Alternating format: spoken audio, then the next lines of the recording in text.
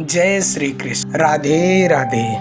क्या कभी ऐसा हुआ है कि जीत बिल्कुल सामने हो लेकिन दिल कहे ये जीत नहीं चाहिए? प्रमोशन मिल सकता है लेकिन घर टूट जाएगा, रैंक आ सकती है लेकिन आत्मा बोझिल हो जाएगी, लड़ाई जीत सकते हो लेकिन अपने ही खो दोगे। आज गीता का यह श्लोक हर उस इंसान की कहानी है जो अंदर से टूट चुका है। आज भगवत गीता के श्लोक 31 में अर्जुन कहते हैं कि न च श्रेयो अनुपश्यामि हत्वा स्वजनमाहवे न आकांक्षे विजयं कृष्ण न च राज्यं सुखानि च। इसका अर्थ भगवत गीता में लिखा गया है कि हे कृष्ण, इस युद्ध में अपने ही स्वजनों का वध करने से न तो मुझे कोई अच्छाई दिखती है और न मैं उससे किसी प्रकार की विजय, राज्य या सुख की इच्छा रखता हूँ।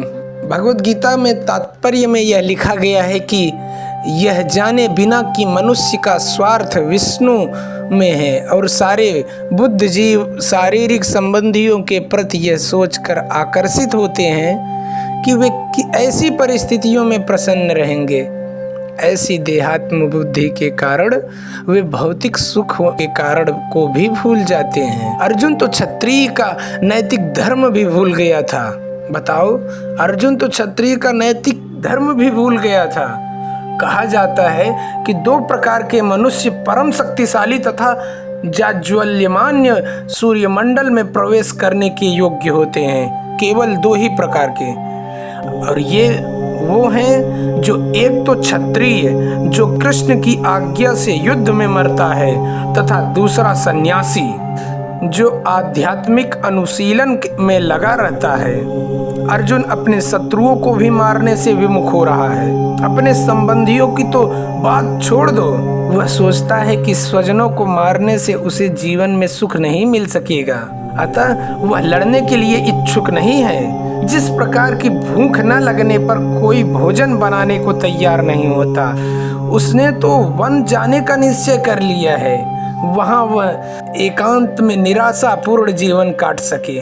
किंतु क्षत्रिय होने के नाते उसे अपने जीवन निर्वाह के लिए राज्य तो चाहिए, क्योंकि क्षत्रिय कोई अन्य कार्य नहीं कर सकता। किंतु अर्जुन के पास राज्य कहाँ है? उसके लिए तो राज्य प्राप्त करने का एकमात्र अवसर है कि अपने बंधु बांधवों से लड़कर अपने पिता के राज्य का उत्तराधिकार प्राप्त करे, जिसे वह करना नहीं चाह रहा है। इसलिए वह अपने को जंगल में एकांतवास करके निराशा का एकांत जीवन बिताने के योग्य समझता है। यहाँ पर अर्जुन कहते हैं, हे कृष्ण, इस युद्ध में अपने ही स्वजनों को मारकर मुझे कोई कल्याण नहीं दिखता। मुझे न विजय चाहिए, न राज्य चाहिए और न ही कोई सुख चाहिए। या फिर अर्जुन कमजोर नहीं हुए हैं, वो अंदर से टूट चुके हैं। अब ध्यान से समझिए जरा सा कि आपने पिछले श्लोक में देखा होगा कि अर्जुन कांप रहे थे, लेकिन श्लोक 31 में अर्जुन एक अलग ही जगह पहुंच चुके हैं।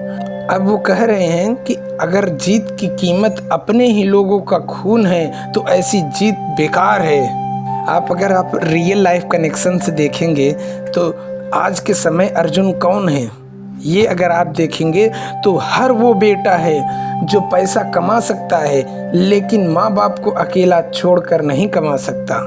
वो कर्मचारी जो प्रमोशन ले सकता है लेकिन अपने किसी साथी को गिराकर नहीं आगे बढ़ना चाहता। और वो छात्र है जो रैंक ला सकता है लेकिन चीटिंग करके नहीं लाना चाहता। और वो इंसान है जो जीत सकता है लेकिन किसी अपने को रुलाकर नहीं जीतना चाहता।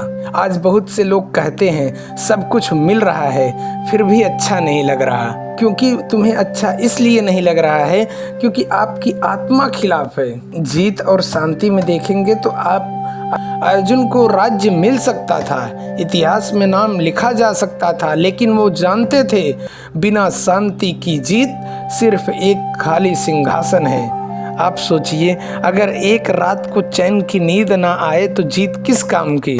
अगर पूजा करते समय मन अपराध बोध से भरा हो तो सुख कैसा? इस श्लोक में श्री कृष्ण कुछ नहीं बोलते। क्यों?